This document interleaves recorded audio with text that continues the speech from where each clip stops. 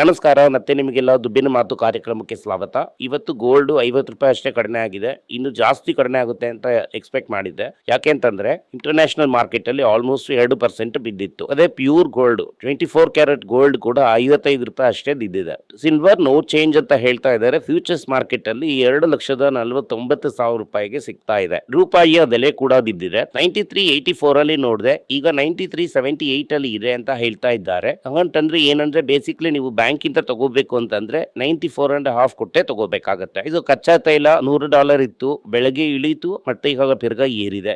Spot market ಅಲ್ಲಿ 120ಕ್ಕಿಂತ ಮೇಲೆ ಇದೆ. ಯಾವ ಹಡಗು ಕೂಡ ಹುಮುಸ್ ಇಂದ ಹೊರಗಡೆ ಬರ್ತಾ ಇಲ್ಲ. ಸೊ ನಿಮ್ಗೆ ಮೇನ್ ಆಗಿ ಬರ್ಬೇಕಾಗಿರುವಂತದ್ದು ಕುವೈತ್ ಮತ್ತೆ ಕತರ್ ಇಂದ ಬರ್ಬೇಕಾಗಿರುವಂತ LPG ಗ್ಯಾಸ್ ಬರ್ತಾ ಇಲ್ಲ. LPG ಗ್ಯಾಸ್ ಶಾರ್ಟ್ ಸಪ್ಲೈನಲ್ಲಿ ಇದೆ. ಇಂಡಿಯಾದ ಪ್ರಕಾರ ಸ್ಟ್ರಾಟಜಿಕ್ ರಿಸರ್ವ್ಸ್ ಇಂದ ಕಚ್ಚಾ ತೈಲವನ್ನ ಕೊಡ್ತಾ ಇದ್ದೀವಿ. ಪ್ರೈಸಿಂಗ್ ಮೆಕ್ಯಾನಿಸಮ್ ಕ್ಲಿಯರ್ ಆಗಿ ಇಲ್ಲ. ನಿನ್ನೆ ಬಂದಂತ ಗೈನ್ ಎಲ್ಲ ಇವತ್ತು ಮಾರ್ಕೆಟ್ ಅಲ್ಲಿ ಹೋಗ್ಬಿಟ್ಟಿದೆ. ಇನ್ಫ್ಯಾಕ್ಟ್ 5 ಪಾಯಿಂಟ್ ಎಕ್ಸ್ಟ್ರಾನೇ ಹೋಗಿದೆ. ಇದೇ ಸಮಯದಲ್ಲಿ ಬ್ಯಾಂಕ್ ನಿಫ್ಟಿ ಅಷ್ಟೊಂದು ಬಿದ್ದಿಲ್ಲ, ಆದ್ರೂ ಕೂಡ ಬಿದ್ದಿದೆ. 250 ಪಾಯಿಂಟ್ ಗಿಂತ ಕೆಳಗಡೆ ಬಿದ್ದಿದೆ. ಈಗ ನಾನು ನೋಡುವಾಗ ಆಟೋ ಇಂಡೆಕ್ಸ್ 0.063 ಏರಿದೆ. 2.7% IT 8 ತಿಂದಿದೆ. 0.18 ತಿಂದಿರುವಂತದ್ದು ಫಾರ್ಮಾ. FMCG +0.4 ಅಲ್ಲಿ ಇದೆ. ಮೆಟಲ್ಲು +0.4 ಅಲ್ಲಿ ಇದೆ. ಓವರ್ ಆಲ್ ಆಗಿ ಮಾರ್ಕೆಟ್ ಸ್ಟಾಕ್ಸ್ ಎಲ್ಲ ಫ್ಲಾಟ್ ಆಗಿದೆ. ರಿಯಲ್ ಪೈನು, mid cap, small cap and micro caps ಇಂಡಸ್ಟ್ರಿನಲ್ಲಿ ಇದೆ. ಯಾಕೆ ಅಂತಂದ್ರೆ ಅವರನ್ನ ಫಾರಿನ್ ಇನ್ವೆಸ್ಟರ್ಸ್ ಟಚ್ ಮಾಡ್ತಾ ಇಲ್ಲ. ಇಂಡಿಯಾದಲ್ಲೂ ಇಂಡಿಯನ್ ಮ್ಯೂಚುವಲ್ ಫಂಡ್ಸ್ ರಿಸ್ಕ್ ಇಲ್ಲ ಅಂತ ಹೇಳಿ ಕೈ ಇಡ್ತಾ ಇಲ್ಲ. ಅಮರ್ ರಾಜ 5% ಆಲ್ಮೋಸ್ಟ್ ಏರಿದೆ. ತಮಿಳ್ನಾಡು ಮರ್ಕಂಟೈಲ್ ಬ್ಯಾಂಕ್ 2% ಏರಿದೆ. ಮಣಪುರಂ ಏರಿದೆ. ನಾಟ್ಕೋ ಏರಿದೆ. ತಂಗಮೈಲ್ ಏರಿದೆ. ಪ್ಯಾಸೆಂಜರ್ ವೆಹಿಕಲ್ಲು ಏರಿದೆ. ಟೆಕ್ ಮಹೀಂದ್ರ ಮಾತ್ರ ಬಿದ್ದಿದೆ. ಇನ್ಫೋಸಿಸ್ ಬಿದ್ದಿದೆ. TCS ಬಿದ್ದಿದೆ. M&M ಬಿದ್ದಿದೆ. ITCನೂ ಬಿದ್ದಿದೆ. ಇದರಲ್ಲಿ ಇನ್ನೂ ದೊಡ್ಡ ವಿಷಯ ಏನು ಅಂತಂದ್ರೆ ಟಾಟಾ ಗ್ರೂಪ್ ಟ್ರೆಂಡ್ ಎನ್ನುವಂತ ಕಂಪನಿಯನ್ನ ಬೋರ್ಡ್ ಮೀಟಿಂಗ್ ಏಪ್ರಿಲ್ 22 ಅವತ್ತು ನಡೀತಾ ಇದೆ. ಅಂದ್ರೆ ಇವತ್ತು ಓರಸ್ ಶೇರ್ಸ್ ಕೊಡ್ತಾರೆ ಅಂತ ಹೇಳ್ತಾ ಇದ್ದಾರೆ. ಇದೇ ಸಮಯದಲ್ಲಿ ಫಂಡ್ ರೈಸ್ ಬಗ್ಗೆನೂ ಮಾತಾಡ್ತಾರೆ ಅಂತ ಹೇಳ್ತಾ ಇದ್ದಾರೆ. ಶೇರ್ ಸ್ಪ್ಲಿಟ್ ನಡೆಯುತ್ತಾ ಅಂತ ನೋಡ್ಬೇಕು. ಅದೇ $1 ಸ್ಟಾಕ್ ಅಂತ ಆಲ್ರೆಡಿ ಆಗ್ಬಿಟ್ಟಿದೆ. ಸೊ ಬೋನಸ್ ಕೊಟ್ಟು ಏನ್ ಮಾಡ್ತಾರೆ ಅನ್ನೋದನ್ನ ನೋಡೋಣ. US ಟ್ಯಾರಿಫ್ ರೀಫಂಡ್ ತಿರ್ಗಾ ಶುರುವಾಗಿದೆ. $166 ಬಿಲಿಯನ್ ಟ್ಯಾರಿಫ್ ನ ತಿರ್ಗಾ ಕಟ್ಟಬೇಕು. ಇಂಡಿಯಾದ ಪ್ರಕಾರ $12 ಬಿಲಿಯನ್ ತಿರ್ಗಾ ಕೈಯಲ್ಲಿ ಸಿಗಬೇಕು. ಅದಕ್ಕೆ ಸಪ್ಲೈಯರ್ ಎಲ್ಲ ಇದ್ದಾರೆ. US ರೀಫಂಡ್ ಪ್ರಾಸೆಸ್ನ ಶುರು ಮಾಡಿದ್ದಾರೆ. ಅದನ್ನ ಹಿಡಿದೇ ಕೊಡ್ತಾರೆ. ಟೋಟಲ್ ಆಗಿ 3,30,000 ಇಂಪೋರ್ಟರ್ಸ್ ಎಲಿಜಿಬಲ್. ಇದನ್ನ ಅವ್ರು ತಿರ್ಗಾ ಯಾರಿಂದ ಅವ್ರ ವಸ್ತುಗಳನ್ನ ತಗೊಂಡ್ರೆ ಅವ್ರಿಗೆ ತಿರ್ಗಾ ಕೊಡೋದಕ್ಕಾಗಲ್ಲ. ಇದನ್ನ ಅವರು ಯೂಸ್ ಮಾಡ್ಕೋತಾರೆ. ಇದನ್ನ ಯೂಸ್ ಮಾಡಿ ಮುಂದಿನ ಲೆವೆಲ್ಗೆ ತಗೊಳ್ಳೋದಕ್ಕೆ ಕ್ರಾಸ್ ಅಸೆಸ್ ಮಾಡೋದಕ್ಕೆ ಯೂಸ್ ಮಾಡ್ತಾರೆ. ಅಂತಂದ್ರೆ ಫುಲ್ ಪ್ರಾಡಕ್ಟ್ಸ್ ಇರುವಂಥವರೆಲ್ಲ ಯೂಸ್ ಮಾಡೋದಿಲ್ಲ. ಪ್ರಾಡಕ್ಟ್ನ ಪುಷ್ ಮಾಡಬೇಕು ಅಂತ ಅನ್ಕೊಳ್ಳೋರೆಲ್ಲ ಸ್ವಲ್ಪ ಗೊಂದಲ ಆಗೋದ್ರಿಂದ ಸ್ವಲ್ಪ ತೆಗೆದು ಸ್ಯಾಕ್ರಿಫೈಸ್ ಮಾಡ್ತಾರೆ. US and Iran trade task resume ಆಗಿಲ್ಲ. ಒಂದೊಂದು ಸಲಾನು ಏರುತ್ತೆ ಏರಲ್ಲ ಅಂತ ಹೇಳ್ತಾ ಇದ್ದಾರೆ. ಹುಲಿ ಬರುತ್ತೆ ಹುಲಿ ಹೋಗುತ್ತೆ ಏನೋ ಅಂತ ಒಂದು ಭಯದಲ್ಲಿ ಇರೋದ್ರಿಂದ ಕಚ್ಚಾ ತೈಲದ ಬೆಲೆ ದೊಡ್ಡದಾಗಿ ಏನು ಏರಿಲ್ಲ. ಡವ್ ಫ್ಯೂಚರ್ಸ್ 200 ಪಾಯಿಂಟ್ ಏರಿದೆ. ಒಂದು ಈ ಎಲ್ಲ ಒಂದು ಪ್ರಾಬ್ಲಮ್ ಸರಿ ಹೋಗ್ಬಿಡುತ್ತೆ ಅನ್ನುವಂತ ಒಂದು ನಂಬಿಕೆಯಲ್ಲಿ ರುಪಿ 93.80 ಹತ್ತತ್ರ ಹೋಗಿದೆ. ಯಾಕೆಂತಂದ್ರೆ RBI ಕರ್ವ್ಸ್ನ ಕಡಿಮೆ ಮಾಡಿದ್ದಾರೆ. ಯಾಕೆಂತಂದ್ರೆ ಆಯಿಲ್ ಇಂಪೋರ್ಟ್ಸ್ ಹೆಚ್ಚು ಬರ್ತಾ ಇದೆ. ಯಾಕಂದ್ರೆ ಆಯಿಲ್ ಇಂಪೋರ್ಟ್ ಅನ್ನು ನಾವು ದುಡ್ಡು ಕೊಟ್ಟು ತಗೊಳ್ತೀವಿ ಅಂತ ಅನ್ನೋದು ಕಷ್ಟ. ಅಂದ್ರೆ ಬೇರೆ ಪ್ರಾಡಕ್ಟ್ಸ್ ಯಾವುದು ಇಲ್ಲ. ಅದರಿಂದ ನಮ್ಮ ಟ್ರೆಡಿಷನಲ್ ವೆಸ್ಟ್ ಏಷ್ಯಾ ಮುಖಾಂತರ ಬೇರೆ ಊರುಗಳಿಗೆ ಕಳಿಸೋದೆಲ್ಲಾನು ಏಟು ತಿಂದು ನಿಂತಿದೆ.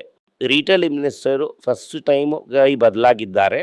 5,800 crores ಮಾರ್ಬಿಟ್ಟು ಹೊರಗಡೆ ತೆಗೆದ್ಬಿಟ್ಟಿದ್ದಾರೆ.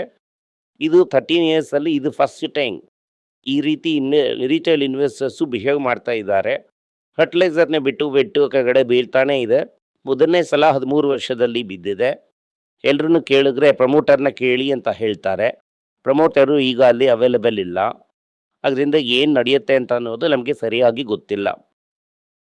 ಫಾರ್ಮ್ ಆಯಿಲ್ ಸಪ್ಲೈ ಟೈಟನ್ ಆಗಿಬಿಟ್ಟಿದೆ. ನಾನು ಹೇಳಿದ ಥರ ಟೈಟನ್ ಆಗಿದ್ದಕ್ಕೆ ಕಾರಣ ಮಿಡಲ್ ಈಸ್ಟ್ನಲ್ಲಿ ಇಂಡೋನೇಷ್ಯಾನು ಮಲೇಷ್ಯಾಲು ಇದನ್ನು ಎಕ್ಸ್ಪೋರ್ಟ್ ಮಾಡಬೇಕು. ಅವರು ಎಕ್ಸ್ಪೋರ್ಟ್ ಮಾಡೋದಿಲ್ಲ ಅಂತ ಹೇಳಿದ್ದಾರೆ. ಅದು ಇನ್ನೂ ಪ್ರೆಷರ್ ಬಿಲ್ಡಪ್ ಆಗ್ತಾ ಇದೆ ಮಾರ್ಕೆಟಲ್ಲಿ. ಇಂಡಿಯಾ 100% ಎಥನಾಲ್ ಸ್ಮೆಲ್ಟಿಂಗ್ಗೆ ಪುಷ್ ಮಾಡ್ತಾ ಇದ್ದಾರೆ. IDFC ಫಸ್ಟ್ ಬ್ಯಾಂಕಲ್ಲಿ ಫ್ರಾಡ್ ಕೇಸು ಎಕ್ಸ್ಪ್ಯಾಂಡ್ ಆಗ್ತಾ ಇದೆ. 2.5 ಕೋಟಿ ಕಾಣ್ತಾ ಇಲ್ಲ ಅಂತ ಒಬ್ರು ಲೇಡಿ ಕಂಪ್ಲೇಂಟ್ ಕೊಟ್ಟಿದ್ದಾರೆ. ಈ ಫ್ರಾಡ್ ಲೆವೆಲ್ ಏರ್ತಾನೆ ಹೋಗ್ತಾ ಇದೆ. Tata investment corporation profit almost 70% ಏರಿದೆ. ₹3.40 ಡಿವಿಡೆಂಟ್ ನ ಕೊಟ್ಟಿದ್ದಾರೆ. ಟಾಟಾ ಸ್ಟೀಲ್ ಇಂದ SMS ಕೂಡ ಫೈನಾನ್ಸ್ ಮಾಡಿ ಸ್ಟೀಲ್ ಮ್ಯಾನುಫ್ಯಾಕ್ಚರ್ ಮಾಡೋದಕ್ಕೆ ರೆಡಿ ಆಗ್ತಾ ಇದ್ದಾರೆ. ನಾವು ಫಾಲೋ ಮಾಡುವಂತ ತಂಗ ಮೇಲಲ್ಲಿ ಒಂದು ಒಳ್ಳೆ ನ್ಯೂಸ್. ಈ ಒಂದು ತಿಂಗಳಲ್ಲಿ ಅಕ್ಷಯ ತೃತೀಯದಲ್ಲಿ ನಂಬರ್ ಆಫ್ ಗ್ರಾಮ್ಸ್ ಗೋಲ್ಡ್ ಏರಿದೆ. ನಿಯರ್ಲಿ 76% ಪ್ರಾಫಿಟ್ ಏರಿದೆ. ಟೈಟನ್ ಕ್ವಾರ್ಟ್ಸ್ ವಾರ್ಡ್ಸ್ ಅಲ್ಲಿ ಎಂಟರ್ ಆಗಿದ್ದಾರೆ. ಅವರು ಪ್ರೀಮಿಯಂ 0 ಅವನ್ನ ಲಾಂಚ್ ಮಾಡ್ತಾ ಇದ್ದಾರೆ. ಅವರು ಚೈನೀಸ್ ಅಂಡ್ ಅದರ್ ಇಮಿಟೇಟರ್ಸ್ ಆಪಲ್ಗೆ ಒಂದು ದೊಡ್ಡ ಮನಿ ಕೊಡ್ತಾರೆ. ಟಾಟಾ ಫ್ಯಾಮಿಲಿ ನೇಮ್ ಇಲ್ಲಿಗೆ ಹೆಲ್ಪ್ ಮಾಡೋದಕ್ಕೆ ಸಹಾಯ ಆಗುತ್ತೆ. HCL ಟೆಕ್ ರಿಸಲ್ಟ್ಸ್ 9% ಬಿತ್ತು. ಯಾಕೆ ಅಂತಂದ್ರೆ ಸ್ವಲ್ಪ ಮಾರ್ಜಿನ್ ಶ್ರಿಂಕ್ ಆಯಿತು. At the same time company ಕೂಡ ದೊಡ್ಡದಾಗಿ ಪರ್ಫಾರ್ಮ್ ಮಾಡಿಲ್ಲ. ಇದು ಹಲವು ಕಂಪನಿ IT ಕಂಪನಿ ಎಲ್ಲದರಲ್ಲೂ ನಡೀತಾ ಇದೆ. ಇದು ಮಾರ್ಕೆಟಲ್ಲಿ ತುಂಬಾ ದೊಡ್ಡ ಪ್ರೆಷರನ್ನ ಏರ್ಸುತ್ತೆ. ಇದರಿಂದ ಸೆಕೆಂಡ್ ಇತ್ತು ಚಿಕ್ಕ ಅಂತ ಪೋಸ್ಟ್ ಮಾಡ್ತಾರೆ. ಮನೆ ಪೋಸ್ಟಿಂಗ್ ಮಾಡೋದಕ್ಕೆ ರೆಡಿ ಮಾಡ್ತಾರೆ. ಕಲ್ತ ಇಷ್ಟ ಇರುವಂತ ಕಷ್ಟ ಮುಂದಕ್ಕೆ ಬ್ಯಾಂಕಲ್ಲೆಲ್ಲ ನೇತಾಡೋದಕ್ಕೆ ನೋಡ್ತಾರೆ. ಇದೆಲ್ಲಾನು ಒಂದು ಪೆರಿಬಲ್ ನ್ಯೂಸು. ಈವನ್ ಟೆಕ್ ಮಹೀಂದ್ರಾಗೆ ಕೂಡ ಇದೇ ಪ್ರಾಬ್ಲಮ್ಸ್ ಇದೆ. ಟೆಕ್ ಮಹೀಂದ್ರಾ ₹36 ಡಿವಿಡೆಂಟ್ನ ಅನೌನ್ಸ್ ಮಾಡಿದ್ದಾರೆ. ಸೊ ಓವರಾಲ್ ಆಗಿ ನೋಡಿದ್ರಿ ಅಂತಂದ್ರೆ IT ಕಂಪನೀಸ್ ತುಂಬಾ ಸ್ಟ್ರಗಲ್ ಮಾಡ್ತಾ ಇದ್ದಾರೆ ಅನ್ನೋದು ತುಂಬಾ ಕ್ಲಿಯರ್ ಆಗಿ ಗೊತ್ತಾಗ್ತಾ ಇದೆ. ಇನ್ಫೋಸಿಸ್ ನ CEO ಟ್ರಾನ್ಸಿಷನ್ January 27 ನಡೆಯುತ್ತೆ ಅಂತ ಅನ್ಕೋತಾ ಇದ್ದಾರೆ. ಇವರು ಚಾರ್ಮನ್ ಲೆವೆಲ್ ಅಲ್ಲಿ ಇರ್ತಾರೆ. ಇವರು ಬೋರ್ಡ್ ಅಲ್ಲಿ ಚಾರ್ಮನ್ ಲೆವೆಲ್ ಅಲ್ಲಿ ಇರ್ತಾರೆ. ಮಾರ್ಕೆಟ್ ನ ಡೆವಲಪ್ ಮಾಡುವಂತ ಕೆಲಸನ ನೋಡ್ಬೇಕು. ಅಮರ್ ರಾಜ 10,000 ಕೋಟಿನ ಇನ್ವೆಸ್ಟ್ ಮಾಡಿ ರಿಯಲ್ ಘಾಟಿನ ಪುಷ್ ಮಾಡಿ 2027 ಒಳಗಡೆ ತಗೊಂಡ್ ಬರ್ತೀವಿ ಅಂತ ಹೇಳ್ತಾ ಇದ್ದಾರೆ. ಸೌಕ್ ಆಫ್ಟು ಎಲೆಕ್ಟ್ರಿಕ್ ಕುಕಿಂಗ್ ಸ್ಟವ್ಸ್ ಎಕ್ಸ್ಪ್ಯಾಂಡ್ ಮಾಡೋದಕ್ಕೆ ಇರುವಂತ ಎಲ್ಲಾ ಪ್ರಾಡಕ್ಟ್ಸ್ ಚೈನಾದಿಂದ ತಗೋತಾ ಇದ್ದಾರೆ. ಲೆಸ್ಲೆ ಇಂಡಿಯಾದ ಪ್ರಾಫಿಟ್ 27% ಏರಿದೆ. ₹5 ಡಿವಿಡೆಂಟ್ ನ ಕೊಟ್ಟಿದ್ದಾರೆ. ಗೃಹದ್ದು ಸ್ಟಾಕ್ಸ್ 10% ಏರಿದೆ. ಇನ್ನೂ ದೊಡ್ಡ ಸಂಭವವನ್ನೇ ಮಾಡ್ತಾರೆ. ಈ ಹೊರದೇಶದವರಿಂದ ದುಡ್ಡು ತಗೊಂಡು ಹೊರಗಡೆ ಬರ್ತಾ ಇದ್ದಾರೆ. ಟೆಕ್ಲೆ ಹೌಸ್ ಈ ವರ್ಷ ತುಂಬಾ ಮೋಸವಾಗಿದೆ. ಈ ವರ್ಷ ಇಲ್ಲಿವರೆಗೂ ಆಲ್ರೆಡಿ 81,000 ಜನರಿಗೆ ಕೆಲಸ ಹೊರಟೋಗಿದೆ.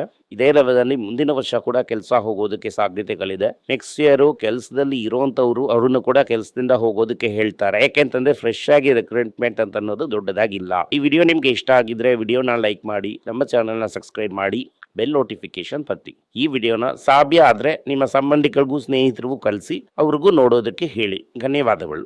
ಎಲ್ಲರಿಗೂ ನಮಸ್ಕಾರ. ಮಕ್ಕಳಿಗೋಸ್ಕರ financial literacy money for nothing ಅಂತ 2ನೇ ಪಾರ್ಟ್. ಇದರಲ್ಲಿ ಚೆಕ್ ಬರೆಯೋದು ಹೇಗೆ, ಡೆಪಾಸಿಟ್ ಸ್ಲಿಪ್ ಬರೆಯೋದು ಹೇಗೆ, ಇದು ಹೇಗೆ ಬಂದಿದೆ, ಆಟರಿಂದ ಡಿಮಾನಿಟೈಸೇಷನ್ ವರೆಗೂ ಎಲ್ಲವನ್ನು ಕವರ್ ಮಾಡಿದ್ದೀವಿ. 12 ವರ್ಷದ ಮಕ್ಕಳಿಗೆ ಇದು ತುಂಬಾ ಯೂಸ್ಫುಲ್ ಆಗಿರುತ್ತೆ. ಈ ಬುಕ್ ಈಗ ಸದ್ಯಕ್ಕೆ ಸ್ಪೆಷಲ್ ಪ್ರೈಸ್ ಅಲ್ಲಿ ₹450 ಕೊಡ್ತಾ ಇದ್ದೀವಿ. ಇದನ್ನ ಯೂಸ್ ಮಾಡ್ಕೊಳ್ಳಿ. ಧನ್ಯವಾದಗಳು. ದುಡ್ಡಿನ ಮಾತು ವೆಬ್ಸೈಟ್ ನ ಸಬ್ಸ್ಕ್ರೈಬ್ ಮಾಡಿ. ಒಂದು ವಾರಕ್ಕೆ 4 ಪ್ರೀಮಿಯಂ ಆರ್ಟಿಕಲ್ ಆರ್ಟಿಕಲ್ಸ್ ಒಂದು 10ರಿಂದ 15 ನಾವು ಹಾಕ್ತಾ ಇದ್ದೀವಿ. ಇದರ ಸಬ್ಸ್ಕ್ರಿಪ್ಷನ್ ಒಂದು ತಿಂಗಳಿಗೆ ₹99 ಅಷ್ಟೇ. ಹೇಳುವಂತ ಕಾನ್ಸೆಪ್ಟ್ಸ್ ನ ಗ್ರೇಟ್ ಆಗಿ ಎಕ್ಸ್ಪ್ಯಾಂಡ್ ಮಾಡಿ ಇದನ್ನ ಓದಿದ್ರೆ ನಿಮ್ಗೆ ತುಂಬಾ ಯೂಸ್ಫುಲ್ ಆಗಿರುತ್ತೆ. ಧನ್ಯವಾದಗಳು. ನಮಸ್ಕಾರ. ಮಕ್ಕಳಿಗೋಸ್ಕರ ಒಂದು ಬುಕ್ ನ ಲಾಂಚ್ ಮಾಡಿದ್ವಿ. ಅದು ತುಂಬಾ ಸಕ್ಸಸ್ಫುಲ್ ಆಗಿದೆ. ಯಾರಿಗೆಲ್ಲ ಆ ಬುಕ್ ಬೇಕೋ ನಮ್ಮ ಟೀಮ್ ನ ಕಾಂಟ್ಯಾಕ್ಟ್ ಮಾಡಿ. ಕೆಳಗಡೆ ಇರುವಂತ ನಂಬರ್ ಅಲ್ಲೂ ವೆಬ್ಸೈಟ್ ಅಲ್ಲೂ ನೀವು ನಮ್ಮನ್ನ ಕಾಂಟ್ಯಾಕ್ಟ್ ಮಾಡಿದ್ರೆ ನೀವು ಆ ಬುಕ್ ನ ತಗೋಬಹುದು. ಬೇರೆ ನಮ್ಮ ಬುಕ್ ಗಳು ಕೂಡ ಅವೈಲೇಬಲ್ ಆಗಿದೆ. ನೀವು ಇದನ್ನ ನಮ್ಮ ವೆಬ್ಸೈಟ್ ಮುಖಾಂತರನೂ ತಗೋಬಹುದು. ಕೆಳಗಡೆ ಇರುವಂತ ವಾಟ್ಸ್ಆಪ್ ನಂಬರ್ಗೆ ಮೆಸೇಜ್ ಮಾಡಿ ಕೂಡ ತಗೋಬಹುದು.